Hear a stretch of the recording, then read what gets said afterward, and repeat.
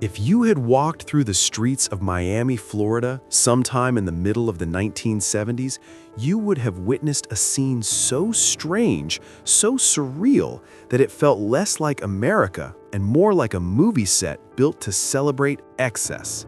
The finest jewelry stores were overflowing, luxury car dealerships were clearing inventory overnight, and high-end electronic shops couldn't restock their shelves fast enough. But the people emptying these stores weren't American tycoons, Arab oil sheikhs, or European aristocrats. They were Venezuelans, loud, confident, laughing, shockingly rich. They traveled in large family packs, 10, sometimes 12 people at once, marching through shopping malls like conquering armies, leaving stunned shopkeepers in their wake. Among Florida's merchants, they earned a nickname that perfectly captured the spirit of the era. They were called Los Dame Dos, give me two.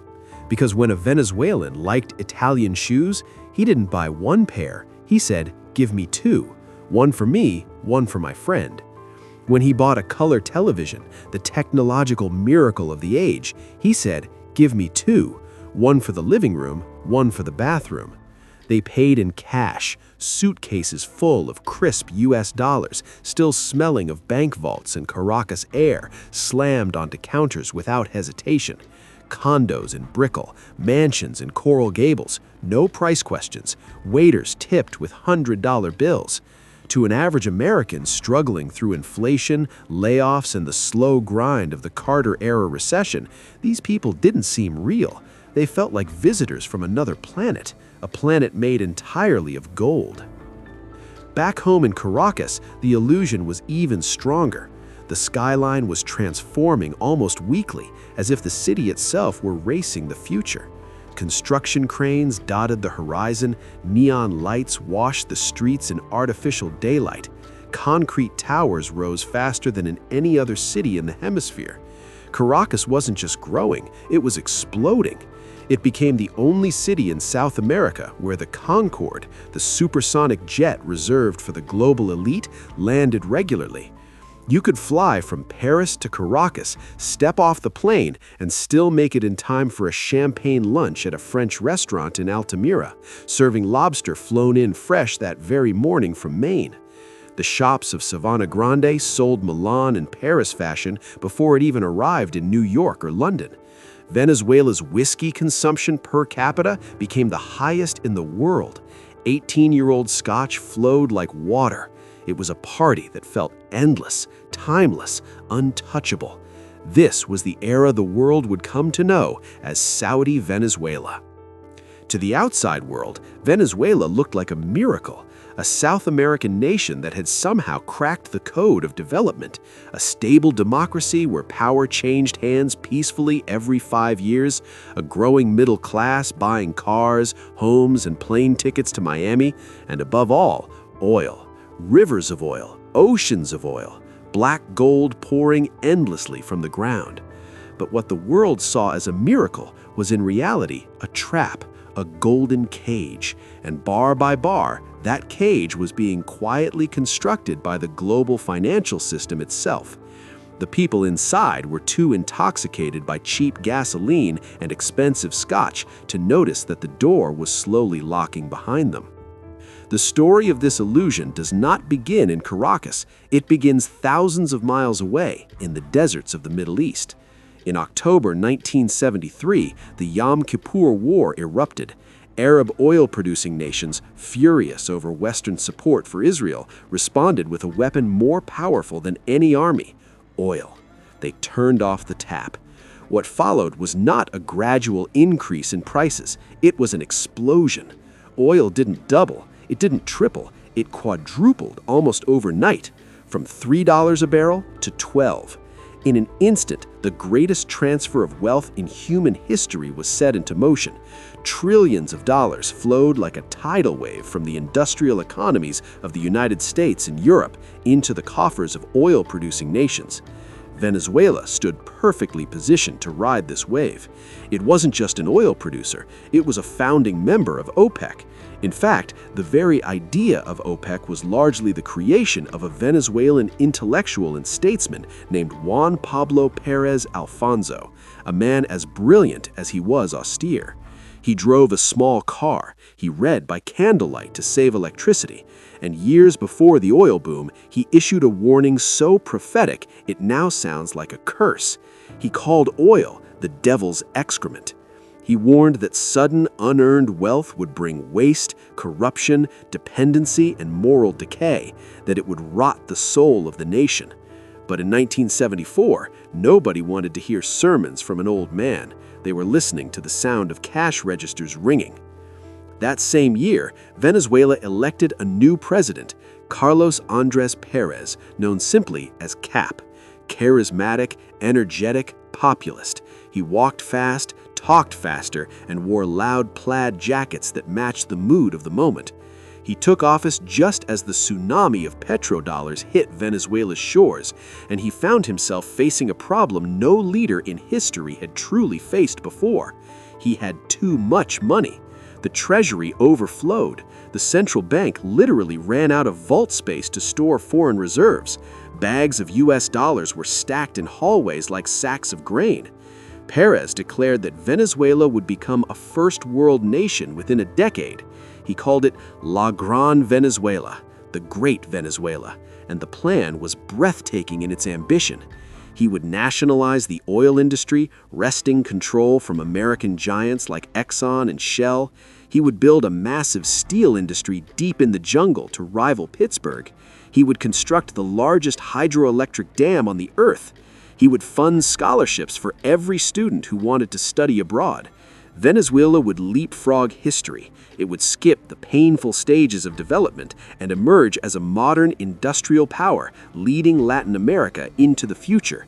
And, for a brief, intoxicating moment, it looked like it was working. The government launched the Gran Mariscal de Ayacucho scholarship program. Tens of thousands of Venezuelan children of mechanics, drivers, maids, were sent to the world's best universities, Harvard, Oxford, the Sorbonne. Entire families watched in disbelief as their sons and daughters boarded planes, fully funded by the state, destined for lives their parents could never have imagined. It felt noble, visionary, a massive investment in human capital. But beneath the surface, something was already going terribly wrong. This is where the illusion begins to crack. Economists have a name for what happened next. They call it Dutch disease. When a country suddenly receives massive inflows of foreign currency, its local money becomes extremely strong. Venezuela's bolivar was pegged firmly to the dollar, 4.30 to 1, solid as stone. You could walk into any bank in Caracas and exchange bolivars for dollars instantly, no questions. But that strength became poison. Imports became incredibly cheap. Domestic production became painfully expensive. Why grow corn in Venezuela when you could import it from Iowa for half the cost? Why manufacture shoes in Valencia when Italian designer shoes were cheaper? Slowly, quietly, the productive engine of the country began to die. Agriculture collapsed. Fields were abandoned. Farmers migrated to cities, settling into sprawling hillside slums, living off government handouts. Venezuela stopped making things and started buying everything. Eggs, clothes, cars, even sand for construction, because Venezuelan sand wasn't good enough. The first lock of the golden cage snapped shut: import addiction. The second lock was far more dangerous: debt. Here's the paradox. Why would a country swimming in cash need to borrow money? Because the oil money didn't just change Venezuela, it flooded the global banking system. Oil-rich nations deposited their excess dollars in the safest places they knew: Wall Street and the City of London. Citibank, Chase Manhattan, Bank of America. These banks were suddenly drowning in cash, and banks don't make money by holding deposits, they make money by lending. But America was in recession, businesses weren't borrowing, so the bankers looked south, to Latin America, to Venezuela. They saw a stable democracy, massive oil reserves, guaranteed future income, the perfect borrower. Bankers flew from New York to Caracas aboard the Concorde. They stayed at the Tamanaco Hotel. They drank scotch with ministers. They carried briefcases stuffed with loan agreements. They didn't wait to be asked. They begged Venezuela to take the money. They sold a dream. Oil prices would rise forever. Inflation would erase debt. Borrowing wasn't risky. It was smart. Free money, leverage. And Venezuela believed them. By the end of the 1970s, the party was still raging. Nightclubs full, highways jammed with American cars, money flowing like there was no tomorrow. But tomorrow was coming, and the trap was already set. By the early 1980s, the intoxication of endless petrodollars began to fade, revealing the cracks in Venezuela's gilded facade. The party that had filled nightclubs, lined wallets, and turned streets into catwalks of opulence was coming to an abrupt, merciless halt. Everything had been built on borrowed money, on a promise of eternal oil wealth, on the illusion that consumption could outrun reality. But reality has a way of catching up. In Washington, D.C., Paul Volcker, chairman of the Federal Reserve, was preparing a shockwave that would ripple across the entire world.